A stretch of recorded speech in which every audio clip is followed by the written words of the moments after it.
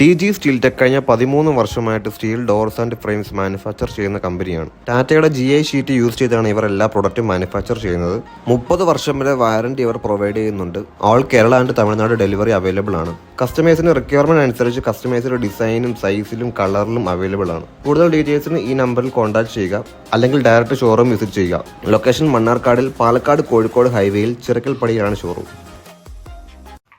ഇത് steel window വിത്ത് doors ആണ്. ഇതിൽ ഹൈബ്രിഡ് സിസ്റ്റം ആണ്.